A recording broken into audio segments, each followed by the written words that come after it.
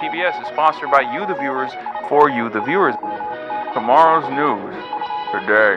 Analyst Steven Zemler, who I really appreciate and retweet from time to time, has calculated the U.S.-Israeli war on Iran has cost $72 billion in just 60 days, 288% more than what the Trump-Vance-Rubio-Hegseth administration claimed it was.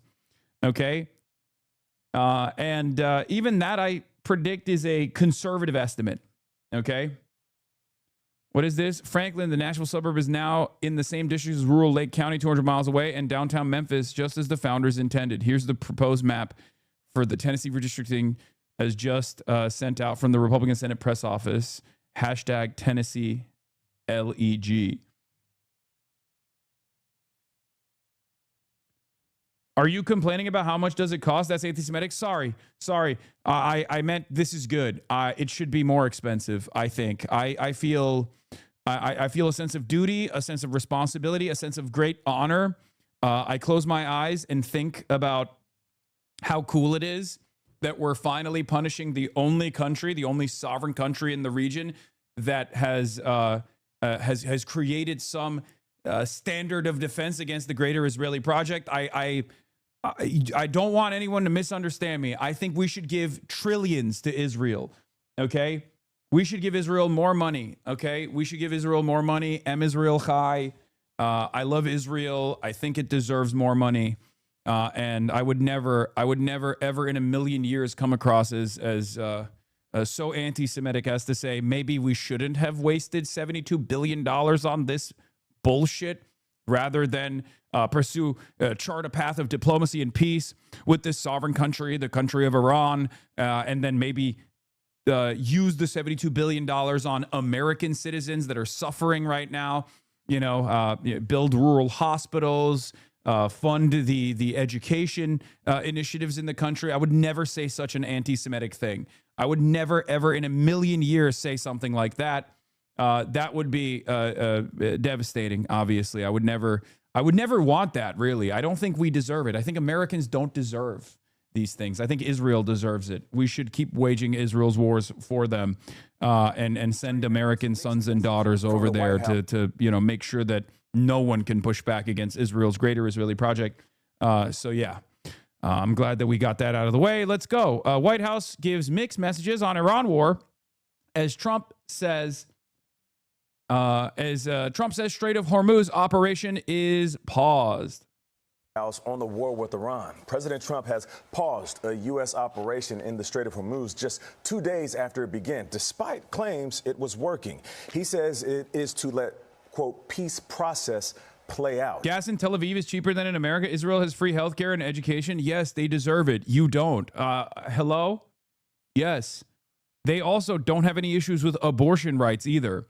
They deserve it all. You don't. Understand your position. Okay? Israel deserves free healthcare. Israel deserves free college. You don't. That's it. That's what at least I've gathered from my fucking politicians who keep talking about it like that. So I don't know. I don't know what else to say about it. Otherwise, you'll get a million hit pieces written about how fucking anti-Semitic you are.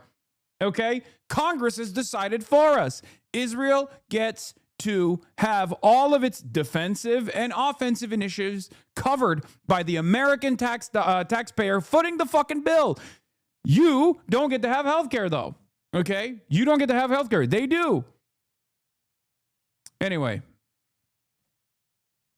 Meantime, Secretary of State Marco Rubio says the war is already over. Holly Williams is following all of this from Tel Aviv. Holly, good morning.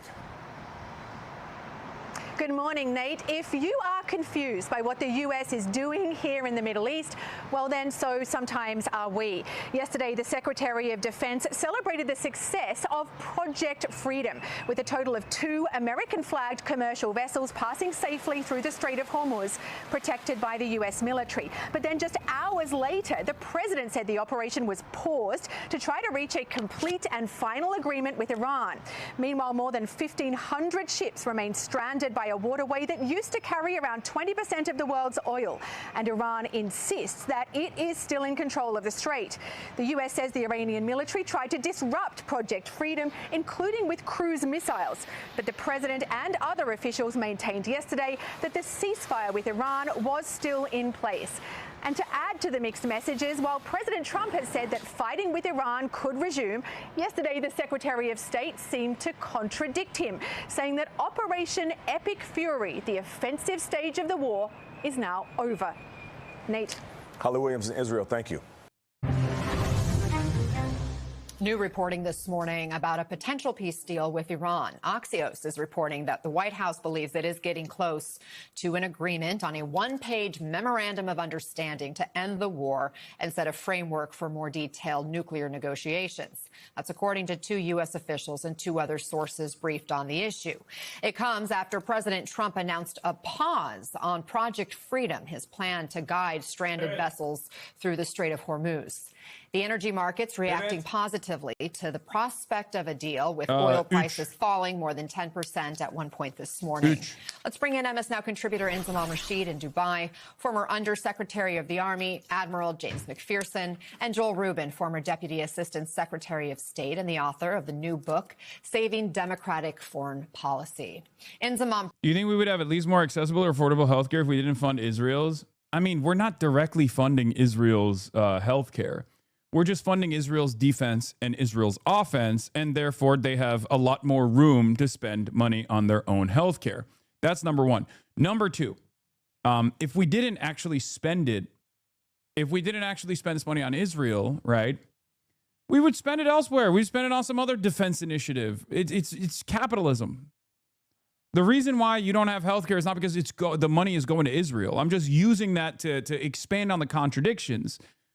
I'm using that as an example, right? It's not directly your healthcare funds that are being used on Israel, okay? The point is we're subsidizing the Israeli defense, subsidizing the Israeli offense, and then on top of that, we're using our military like a mercenary force at Israel's behest. However, if it wasn't for Israel, it'd be another reason for the American military-industrial complex. The point is, Israel is not the only country that gets the benefit from this. The point is that we have this perverse interest in funding initiatives that keep funneling resources, our productive output, back to the super wealthy capital-owning class in this country, okay? We put profits over the interests of people in this country. That's it. That's the reason why you can't have socialized medicine. Because there's a guy out there, a faceless, lifeless, parasitic force known as a capital owner who is making money off of paywalling your healthcare, okay? And this is tremendously beneficial to the GDP, so it's not going to change anytime soon. Break down what we know about this reported memo.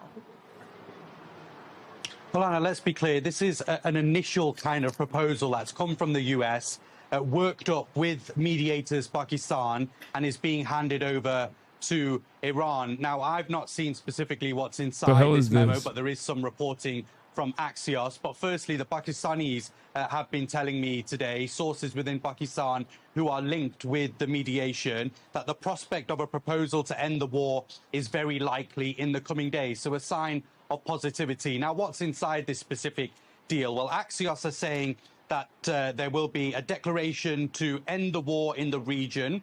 This will then start a 30-day period of negotiations on a detailed agreement to open the Strait of Hormuz. This also includes a limitation to Iran's nuclear program, potentially stopping enriching uranium to create a nuclear bomb for around 12 to 15 years. This will also lift US sanctions on Iran. It will have restrictions on shipping through the Strait of Hormuz, and the US naval blockade would be gradually lifted during that 30-day period. And the US have said that if negotiations collapse, then US forces would be able to restore the blockade or resume military action. And President Trump has come out today and essentially spoken about this in a Truth Social post. He says that assuming Iran agrees to give what has been agreed to, which is perhaps a big assumption, the already legendary epic fury will be at an end. He said that if they don't agree, the bombing starts, and it will be sadly at a much higher level and intensity as it was before. Look, I think this appears to be a positive step for now, but it does have to be received with a lot of caution, Anna, because we've been here before with proposals and with frameworks, and then we've gone one step forward and two steps back. I think what is a positive sign is that Pakistan is working incredibly hard behind the scenes with Iran and with the US to get the two sides to the negotiation. Brett Baer had a phone call with Trump, and the deal timeline is a memorandum of understanding, and the deal timeline is looking to be about a week, which is interesting because that puts it on a trajectory to finalize by the time he gets to China. May 14th is when the Beijing summit starts, okay? 8 days from now. Now, this is only if you believe Donald Trump. You can't believe Donald Trump because never a deadline for Iran. The deal will happen.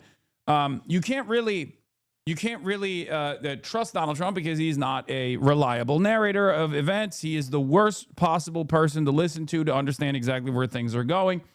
That's why you have to look at the other events that are in motion. The best possible way to analyze what is taking shape in the Strait of Hormuz is by directly looking at the Strait of Hormuz. Are there ships transiting through the Strait? Are there not ships transiting through the Strait? The best way to look at whether or not America is achieving its military objectives in Iran is not by listening to Pete Hegseth or listening to Donald Trump or listening to a million different Israeli analysts, but instead to look at during the tit-for-tat bombing campaign, whether or not Iran's forces were actually attrited. If that was the case, obviously, they would not have been able to successfully, continuously strike Israeli soil and strike the Gulf nation states. So you have to look at exactly what's going on what's going on in the ground, like what's going on in the Strait, what's going on in the Gulf states. Are there ships transiting? Are there countries being bombed? Are they not being bombed? That's the only way to genuinely make sense of it all. And as far as the diplomacy goes, the only way to interpret what is actually happening beyond the futures pumping and dumping that Donald Trump is engaging in every time he opens his fucking mouth about the oil prices or what's going on in the fucking Strait is to look at the other external larger interests at play here. One of the biggest deadlines for Donald Trump obviously is the Beijing summit, as I kept repeatedly mentioning over and over again. Okay. He can't go to Beijing with no deal. He can't go to Beijing. He cannot go to Beijing on May 14th for the 2-day summit from May 14th to May 16th without having to deal with the Strait of Hormuz. Okay. It's an unbelievably weak position. He's going to go in an unbelievably weak position already, but right now this is to stop the hemorrhaging, okay? Not only is this important to stop the bleeding for the rest of the global energy markets, but also it's to stop the bleeding to have at least like a less weak position overall at the Beijing summit. And I thought oil prices would go to $200, $250. It's at $100 now. And I think you're surprised, and I'm surprised. But even if it went to 200, it would have been worth it. I understood that. We had just set a record, and we're up. Well, he will have to, unless he wants to take a huge L to actually make a deal with Iran. No, he's already taking an L, okay? Donald Trump and the American forces have already taken an L. America has taken a spectacular L here.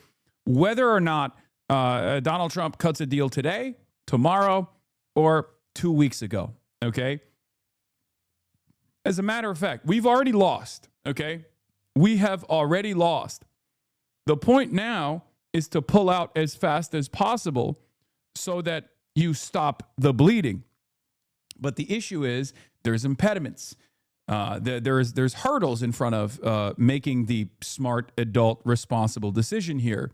One of the major hurdles here is Donald Trump's own outlook, right? He doesn't want to look weak. He is a very petty person.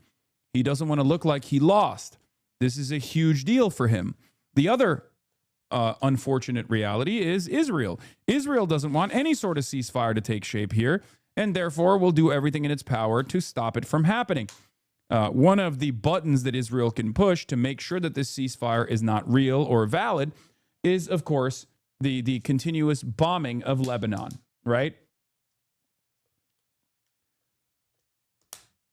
The United States wants to end this war and open up the Strait of Hormuz and pack this entire process up before they actually get to China. They also obviously don't appreciate the fact that as a hegemon, they have a different standard here, right? They have a different set of goals here. As the hegemonic superpower, with great power comes great responsibility. One of those responsibilities is to ensure that this kind of trade restriction never happens, right? All of the routes of trade, all the normal routes of trade have to be open at all times. America is supposed to be the guarantor of free commerce. This is something that I brought up yesterday because, like, a lot of people who want to defend Donald Trump will make it seem like the real standard here is how long can the American economy withstand pressure versus how long the Iranian economy can withstand the pressure. That's not the real dynamic here at play, okay? Not at all. The real dynamic here is not how long the American economy can withstand the pressure. American economy could to eat a lot more damage, tank a lot more damage. It's a far grander, far larger economy. It's an oil exporter, right? As opposed to Iran. Iran is a much smaller country, a regional power. I said this yesterday. I said the battle of attrition is not between the U.S. economy and the Iranian economy. The U.S. as the hegemon has a different obligation to fix the energy markets, especially after their initial Amer-Israeli bombing campaign caused the blockade.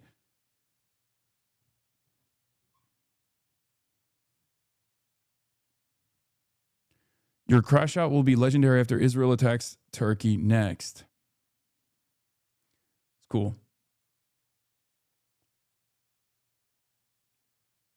Anyway, why can't you see that this is all part of our beautiful president's genius plan, the art of the deal, geopolitics edition, baby? Yeah. Table. I don't think they'd be doing that if they didn't feel that there was some prospects of a peace deal in the coming days and weeks ahead. You mentioned this has all come after President Trump's pretty remarkable U-turn of ending Project Freedom, which was there to escort vessels through the Strait of Hormuz. U.S. Navy vessels would be escorting ships. That wasn't really all that successful. And today, as a result of the president lifting Project Freedom, the IRGC, the Navy command of the IRGC, have kind of given a bit of a gift back to the U.S. They've essentially said that we could see steps to reopening the Strait of Hormuz fully, which, again, I think signals a positive sign that we could be going down the route of diplomacy. Anna. Inzamam Rashid, keep up the great work there in Dubai. Thank you. Admiral, I just want to underscore, MS Now has not confirmed the reporting of this one-page memo, but we do know a Pakistani government official linked with mediating talks as a proposed... Project Freedom didn't last too long. It was... that's how efficient it was. Okay? It was so efficient. Project Freedom was so efficient, they packed it up in approximately, 3.5 hours. They transited one ship. Iran immediately started implementing the blockade. Iran immediately started bombing the United Arab Emirates. And America was like, never mind, actually. We just don't even want to do it. We don't even like it. We don't even like transiting ships through the Strait of Hormuz, actually. It's not, it's fine. It's okay. We just give the world a taste of that freedom, and then we pull back. Proposal is very likely in the coming days. How are you looking at this news? Does this sound like a real breakthrough to you? Well, we've heard pronouncements before that we hoped were real breakthroughs, and they eventually broke down in the face of reality. And I think we've, a tip of the hat to Lewis Carroll, I think we've slipped down the rabbit hole and we've now joined Alice in Wonderland. 2 days ago, the Secretary of State announced that Operation Epic Fury was concluded. It's over, therefore taking the War Powers Act off the table. And New poll, most Republicans think Trump could beat them up. What? What is going... Dude, stop. Hey, I just gave my mom your stream because she needed a political commentator who wasn't insane. Can you be normal for like the next 25 minutes? No, I can never be normal. We're in abnormal times, okay? now we're involved in Project Freedom, which was soon paused by the president. Notice the change in wording.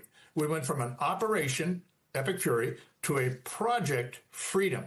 Clearly, operations are military in nature. A project can be anything in nature. And I think it's important to note that wording. It was an effort by the administration to address the criticism they were receiving with regard to not following the War Powers Act.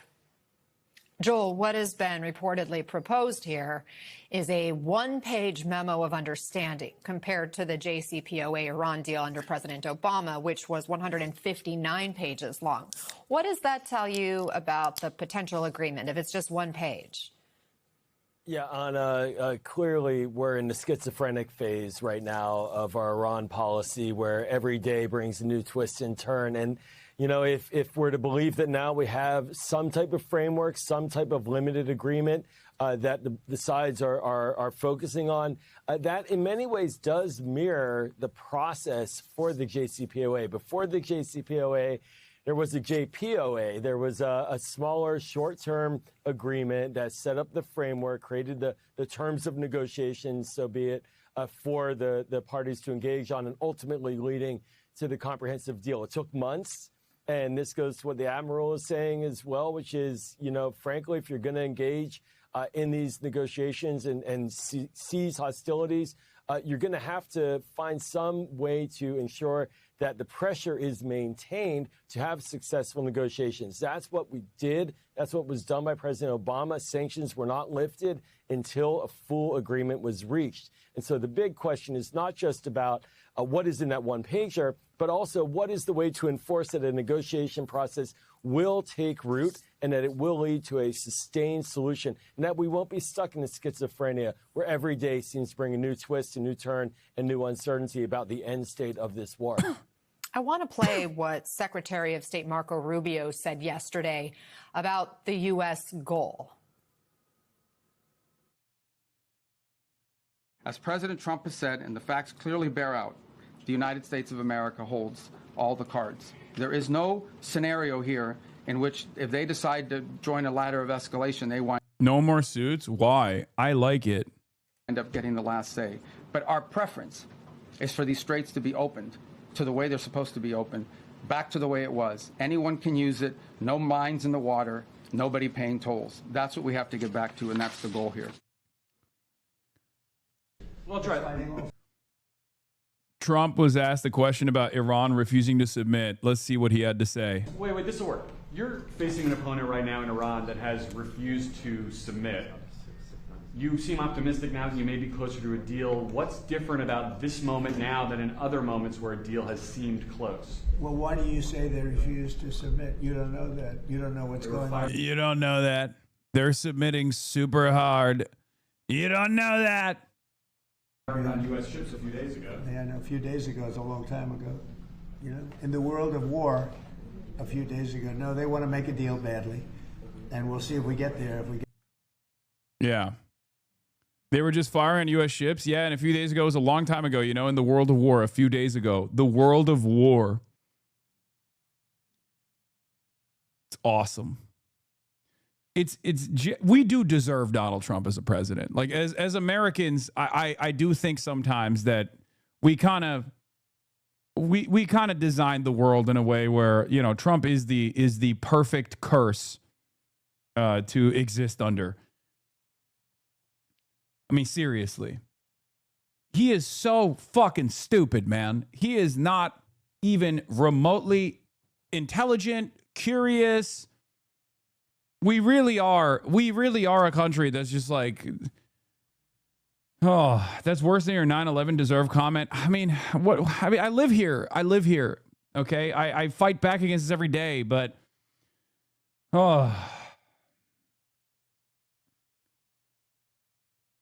there is no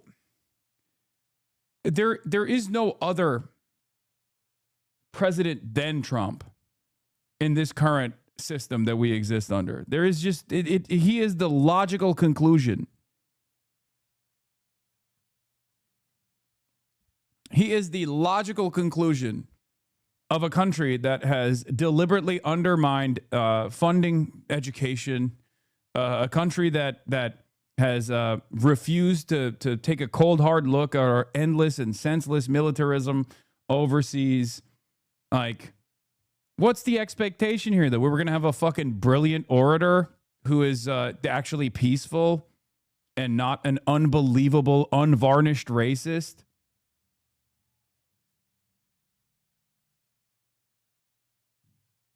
Not going to happen. Admiral, what do you make of Rubio saying the goal now is getting the Strait back to the way it was? Back to the way it was before we engaged in these hostilities through Operation Epic Fury. I wish I could be more optimistic, but I'm skeptical. And the reason is we've always heard the term the fog of war. Well, the fog of war is no more dense than that in the Persian Gulf. We've learned that over 40 years of naval engagement in the Persian Gulf. Things happen. And as every sailor knows, that happens quite quickly in naval warfare. So again, I'd like to be optimistic. I'm a little bit skeptical, particularly the first one, end of war in the region. What does Israel have to say about that? I think we're at a wait and see right now, and I hope we see favorably. Joel, the U.S. blockade, as far as we know, continues. But even with the implementation of Project Freedom, Iran had still managed to keep most ships from transiting. I think officially we only knew of 2 ships that went through in that maybe 24 plus hours that the Project Freedom was enacted. Which country has leverage right now in negotiations, Iran or the U.S.? Short answer is both. They're staring at each other. Ultimately. Cope, that's the closest you're going to get to an acknowledgement that Iran has the maximum leverage here. An American analyst, even on MS Now, MSNBC, MSDNC, is never going to be like, Iran is cooking us right now. They're not going to say that because they're American at the end of the day. It's a pro-State Department network. This is a defeat. It's an unambiguous defeat for the American forces, and this is the closest to an acknowledgement that you will get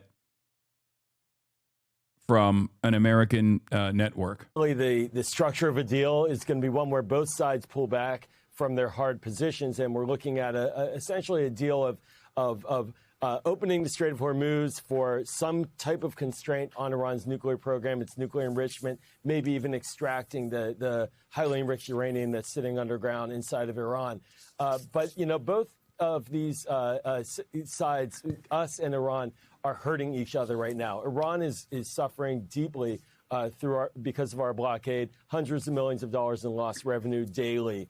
We are suffering here at home with prices at the pump. We have our military is stuck, in a sense, in limbo right now in the region, watching on a hair trigger, but not yet re-engaging militarily. But that's 50,000 troops. And so this is the moment where the mood music, as we're hearing, is starting to change because both sides are seeing that there's only so far they can take it. Look, to add, we're not going to go on the ground into Iran. We're not going to invade. We're not going to put troops there and seek regime change. That's clearly off the table. So now within the world of practical choices, what is it that we can seek and what is it that the Iranians can seek? And I think that's why we're hearing about these terms focusing on Hormuz in a trade for enrichment.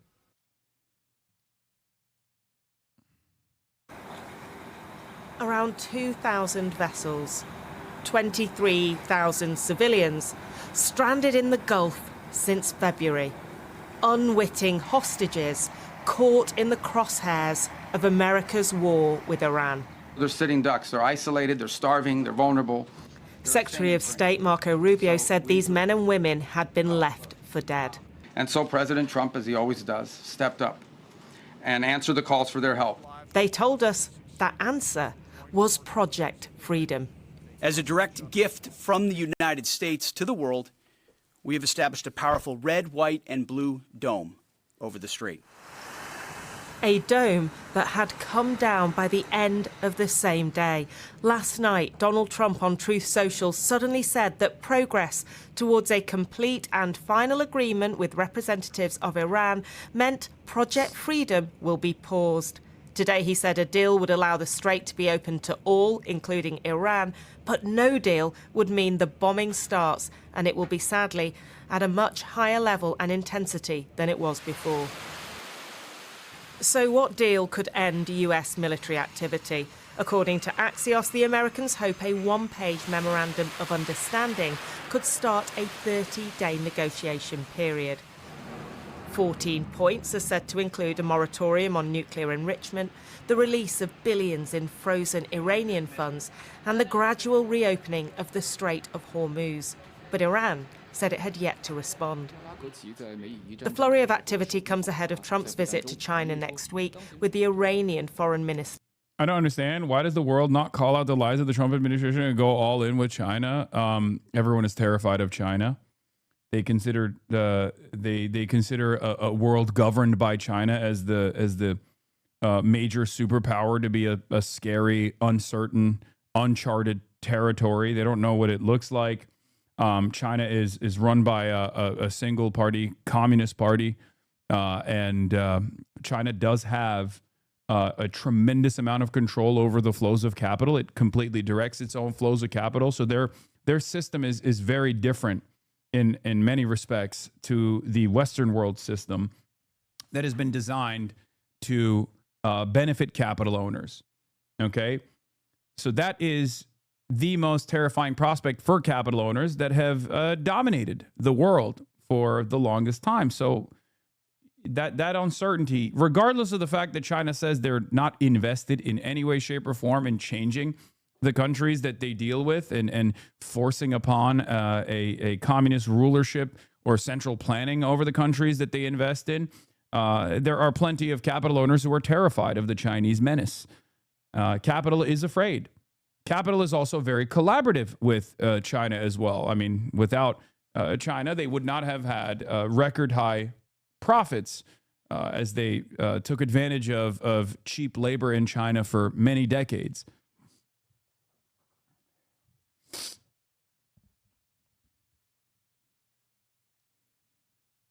But at the end of the day, the very same forces of capital that dominate the United States of America absolutely dominate our European allies as well in the exact same very meaningful ways.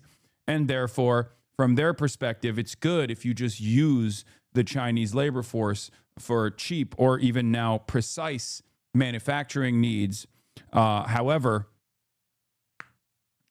it's terrifying if we lived in a world where China had China took over the role of the United States of America. It's terrifying from the prospect of the global capitalist class. So that's it. Abbas Araghchi in Beijing today, making clear that while Trump will no doubt claim American victory, they see themselves as the winners in this war. Our Chinese friends also believe that Iran after the war is different than Iran before the war, that it has attained an elevated international standing, that it has proven its capabilities and strength. Donald Trump wants to spin this another way as he seeks to explain to Americans why he started what he has called a mini-war, a little excursion. Or today, I call it a skirmish because that's what it is. It's a skirmish. Addressing military mums in the White House, the president sounded hopeful about a breakthrough with Iran. It's going very smoothly, and we'll see what happens. They want to make a deal. They want to negotiate. But he laced the words with a threat. We'll see whether or not they are agreeing. And if they don't agree, they'll end up agreeing shortly thereafter. So that's the way it is. The toing and froing is nerve-wracking for those stranded in the Gulf, like this sea captain who described watching missiles passing overhead. Then after exactly 2 to 2.5 minutes later, we could hear the explosion. We could see the light. Must have been terrifying. It was terrifying, yes. Donald Trump is saying if this agreement isn't made, that the bombing will start and it'll be worse than before. How does that make you feel? Yeah, it is very disappointing to know this, but let's see what happens.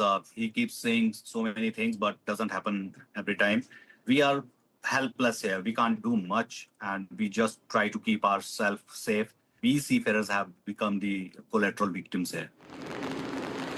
Whether it is a mini war, a little excursion, or a skirmish, the impact of this military conflict has been huge on the lives of those living and stranded in the Middle East, but also on the world economy as Iran discovered the power that can be extorted from this international waterway. Well, oil markets reacted with a burst of enthusiasm to news of a possible peace deal, but that petered out as investors became less certain about whether it will work. Our economics reporter, Neil MacDonald, is here. So how are the markets reading this? Well, as you're saying, I mean, this produced a dramatic reaction on the markets, but pretty quickly, for example, one London fund manager was describing this as a false dawn. I think energy markets assume that President Trump is looking for a way to get out of the war, and they're obviously going to jump on any sign that that is happening, and this is producing huge volatility, which is sometimes very hard to read. So this morning, the price of a barrel of Brent crude started off above $108. It then plummets on rumours of this deal. It goes well below $100. That's the lowest it's been for about 2 weeks. But then snaps back up. So down $11, up $6, all in the space of 5 hours. Though at the end of the day, one trader saying he thought there were probably too many red lines for Iran were going to be crossed in this deal for it to be a permanent settlement. So what does this mean for the UK economy? Well, if oil prices do settle just above $100, that will be an improvement, but it does not mean that the pressure is over. And let me just show you petrol prices and diesel since the war began in the UK. You can see how they peak mid-April, at which point petrol is up by a fifth, and I think diesel is up by more than a third. Now, they've stopped going up, but you'll notice from that line it's very hard to see any sign of them coming back down. I think the question is that the RAC was saying this morning the outlook is probably ominous for these prices. They say that last week wholesale costs were going up for petrol and diesel. If that is passed on, they believe that further increases in forecourt prices look inevitable. Thanks, Neil. Now, the Israeli military has carried out a strike in the southern suburb of Beirut in the Hezbollah-dominated area of Dahieh. The Israeli government said its jets had targeted the command. Yeah, this is a predictable outcome. Obviously, even when there is a mere thought of a ceasefire, Israel obviously behaves in the predictable manner that it is expected to behave, which is to try and sully the deal. To try and sully the deal to the best of their ability by punishing a country that is in striking distance, right? That's usually how it goes.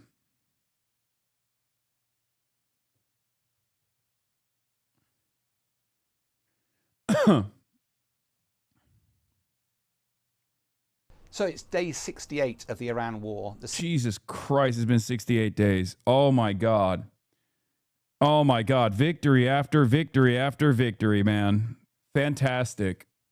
Ceasefire seems to be holding between America and Iran, but nothing could be further from the truth in southern Lebanon. The IDF have released another series of 12 towns and settlements that they've demanded to be cleared. What is interesting when you see where they are on the map is the original buffer zone here to try and protect northern Israel, but actually only 3 of the proposed targets are south of the Litani River, where we thought the buffer zone might be extended to. Most of them are well north, so it does expose the fact that Israel may well have greater ambitions deeper into southern Lebanon than we had thought. Meanwhile, President Trump at the start of this ceasefire imposed it on Israel. feels more like President Trump is tolerating Israel's attacks at the moment, because the more pressure on Hezbollah, the more pressure on Iran to come to some sort of deal. So turning to the Strait. That's bullshit. That's insane. No, Israel is aligned, is a belligerent in this conflict, aligned with the United States of America, and is using this not as a mechanism to apply pressure to Iran. Israel is using this because Iran set the standard that, of course, Lebanon is supposed to be a part of this deal. The entire axis of resistance is supposed to be a part of this deal. Because otherwise, as Trita Parsi has explained over and over again, what takes place is America and Iran stop fighting one another, but Israel keeps hitting Iran's allies, but Iran can't hit America's allies. I mean, it doesn't make any sense. Okay? So, of course, from the Iranian perspective, it makes total sense for the full-blown ceasefire to take shape with Israel also a party, because Israel's a party to this conflict. Israel knows that. And that is precisely the reason why they're hitting Lebanon over and over again in an effort to sully this deal, this ceasefire. That's exactly what's going on. The idea that like Israel is trying to apply pressure to Iran to come to the table is bullshit. It's the exact opposite. Right on schedule with the reported U.S.-Iran talks, Israel initiates bombing of Beirut to sabotage any possible end to the war. That's exactly what this is.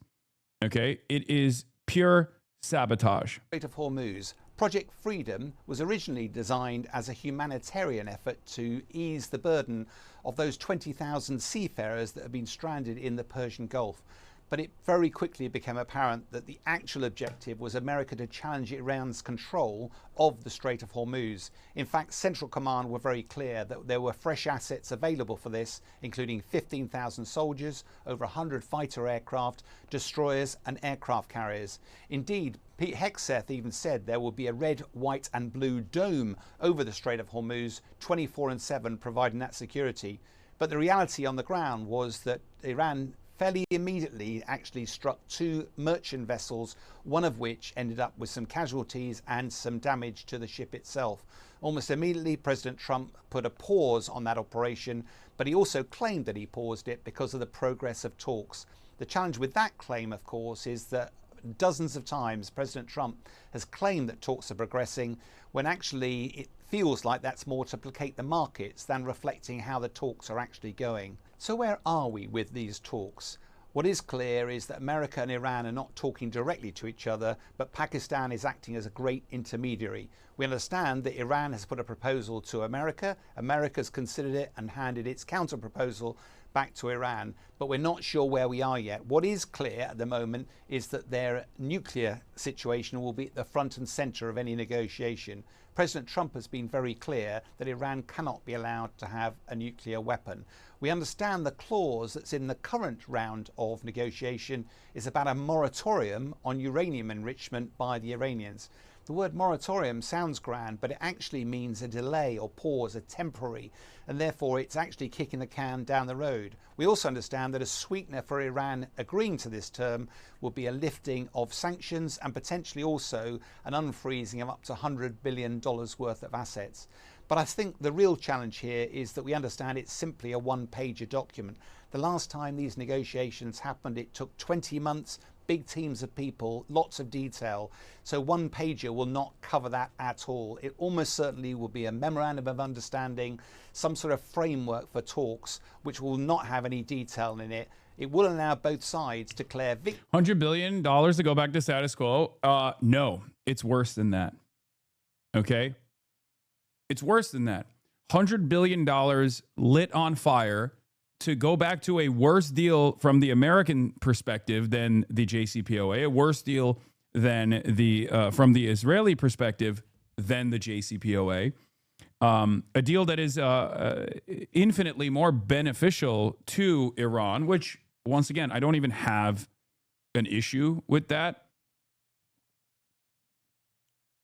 If we're being real, I think that diplomacy is a good thing. Long-standing peace is a good thing. The only possible way to do that with Iran is through the negotiations process is sanctions relief. It's a good thing that we're doing that. I think it was cruel that we were applying such rigorous and rigid sanctions to Iran from the start. I mean, this was very clearly designed in a way to starve the Iranian population. It's not a secret. American leaders have openly admitted as such. So from my perspective, it's good. It's good that there's an ease in sanctions potentially down the line here. So, you know, they fought for it and they suffered a lot in the process. They lost a lot of lives in the process, but it's totally appropriate to do this. But my argument always is, shouldn't we have arrived at this conclusion without killing 160 plus, you know, little girls at school? Without allowing Israel to pummel Lebanon? Shouldn't we have done that from the start? If all wars end with treaties at the end of the day, if the only way to achieve long-standing peace is by way of negotiations, by way of diplomacy, then why don't we just do that first? That's always my argument. That was my argument in Ukraine as well. And that has certainly been my argument with Israel and Gaza.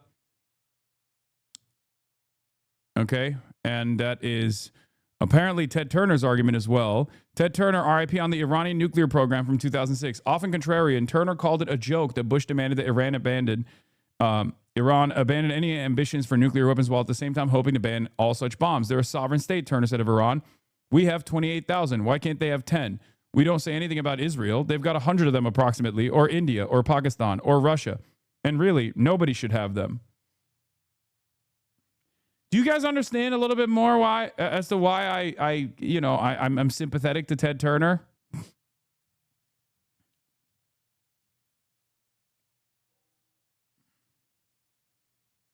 His perspective was very interesting, and we often don't hear shit like that from unbelievably wealthy people any longer.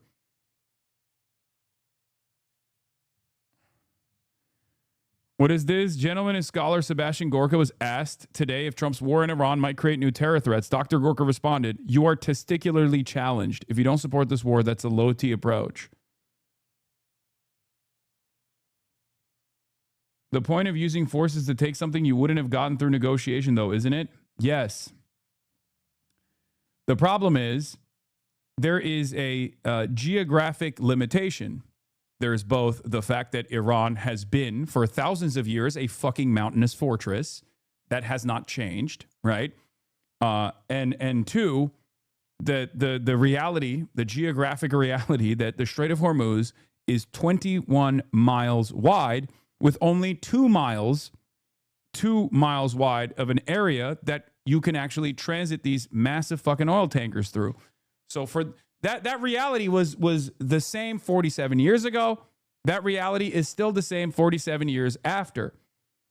So recognizing that reality should have changed the calculation on how we deal with Iran. And yet American hubris did not allow that, reasonable method, the reasonable mentality to prevail here. And Israel finally found a president pliant enough, insane enough to go along with their ambitions. That's it. And then look to discuss the details downstream. The big positive is that at least that would get the Strait of Hormuz open again. The challenge, of course, with talks is they involve compromise, and Iran clearly has leverage that will not be comfortable for President Trump.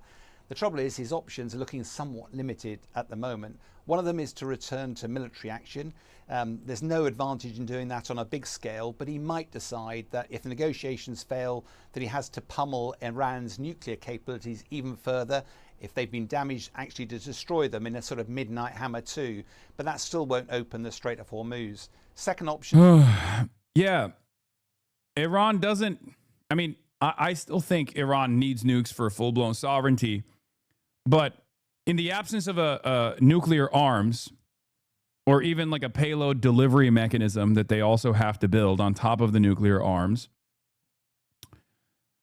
They can control the Strait of Hormuz, which is the nuclear option for global energy markets. So clearly they have different methods of dominating America without building nukes and then having the threat of mutually assured destruction.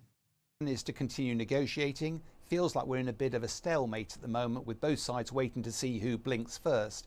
And the third option, of course, is for America to walk away, but that would leave lots of matters unresolved. None of those options are particularly palatable. There is one ray of light, though, that's just coming into view. China. There's a delegation from Iran, a senior delegation visiting China as we speak.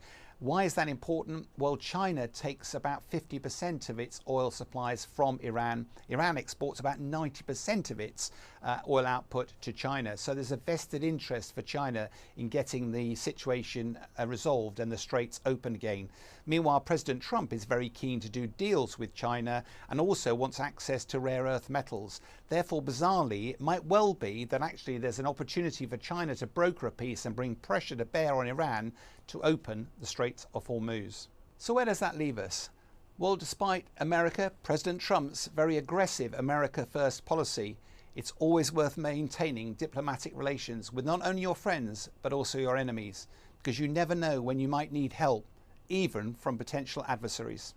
Iran's foreign ministry says it's evaluating a 14-point peace proposal from the United States. Now, that plan reportedly would center on a one-page memo to end the war and then 30 days of negotiations on stickier issues, including Iran's nuclear program. So the president this morning confirming some of what's in this proposal. He told PBS News that Iran would export its highly enriched uranium to the U.S. That's something that has been a red line for Tehran in the past. Trump also said Iran would agree not to operate its underground facilities and would operate in goodwill for a long period of time, so no specific timeline included there. Now, some reports say the proposal would also include a reopening of the Strait of Hormuz and that the U.S. in exchange would lift sanctions and release billions of dollars in frozen Iranian funds. We do not, though, yet have any confirmation from the White House on those details. But Dom, a few things to note here about all of this. First, crucially, the Iranians have not yet agreed to any of it, and it's far from clear whether they would change their previous hardline rejections, especially on things like exporting highly enriched uranium,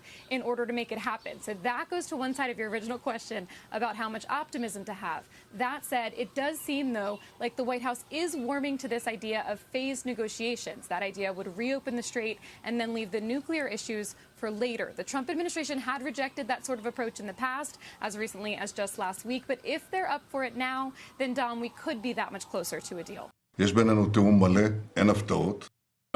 So there was some coverage on Israel feeling blindsided again by this negotiations process. So in an effort to go against that media cycle, Benjamin Netanyahu, of course, immediately came out and was like, no, we talk every day. We talk and America gets their notes from us every damn day. Don't you worry about a thing. Here he is, the demon himself. Between us and the United States, there's full coordination between us and the United States. There are no surprises. We share common goals, holy echo chamber. What would you like to hear instead? Chatter, go ahead. Explain to us what you mean by that. What is the echo chamber?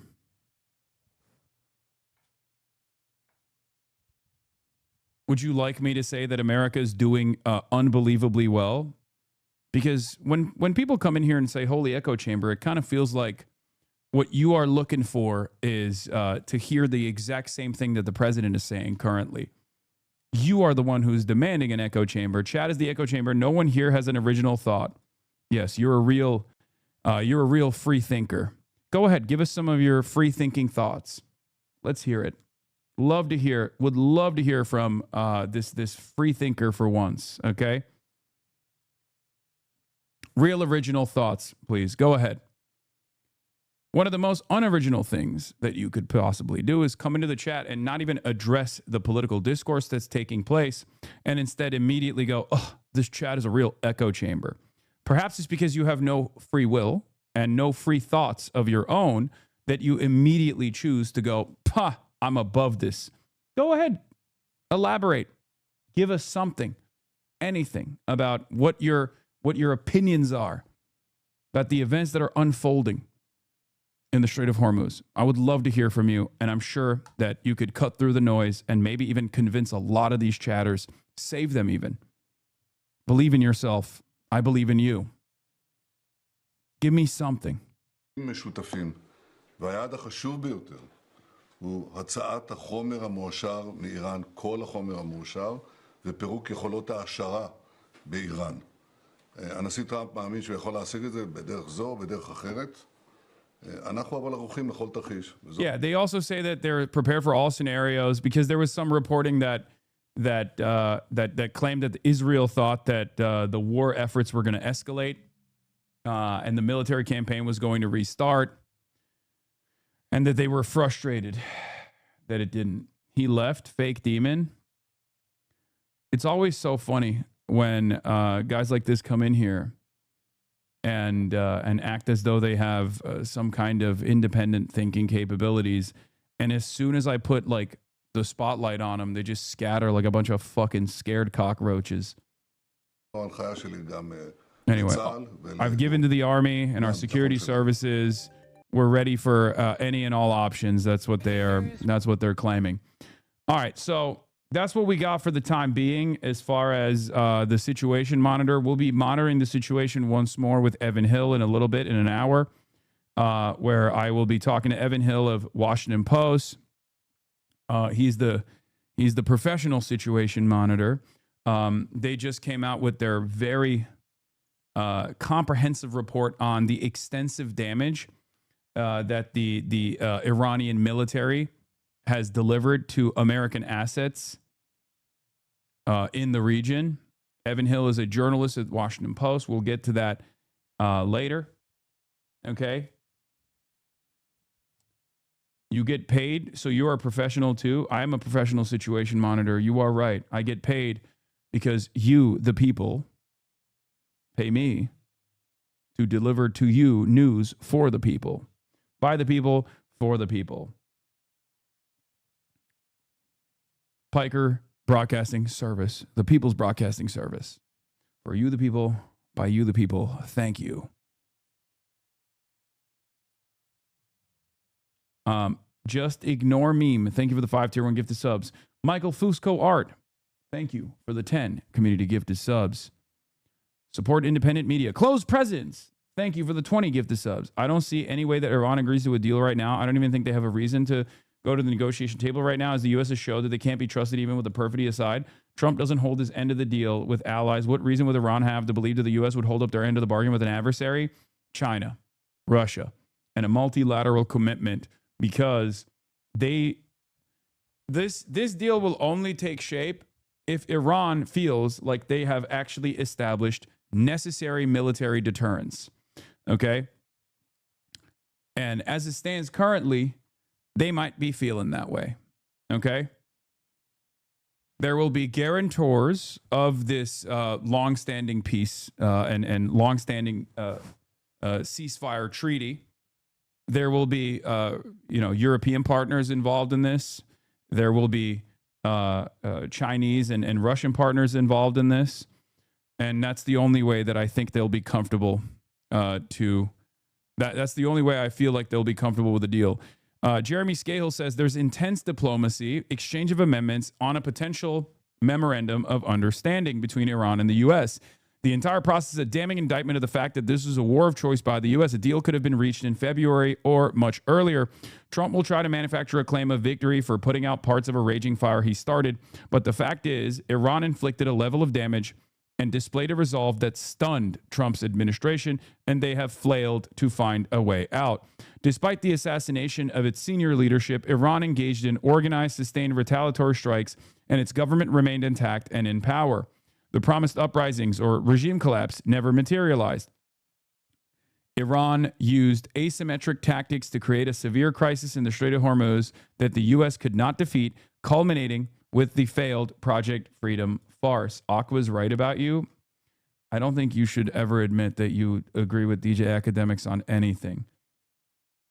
He could tell you that the tastiest donuts are Boston cream donuts, and I still wouldn't openly admit that I got that information from DJ Academics or agree with him on that.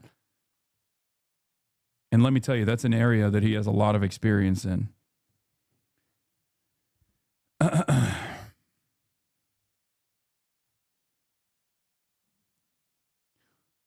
If you had the capacity to feel shame, you would recognize that many of my naysayers are not exactly people that you should be openly writing for. Anyway, nothing is guaranteed, and the U.S. twice bombed Iran while claiming to be negotiating. That could happen again, but time is not on Trump's side. The U.S. will have to make concessions that Trump swore he would not. This is not going to end with Iran's unconditional surrender. Okay? Iran has kept its condition that any ceasefire or non-aggression agreement must apply to Lebanon and other regional allies. But we do not have any formal sense of the position of the U.S. has laid out in the back and forth. Also, not clear if Israel would be party to this agreement. Beyond the Situation Monitor, let's get back. Tomorrow's news today.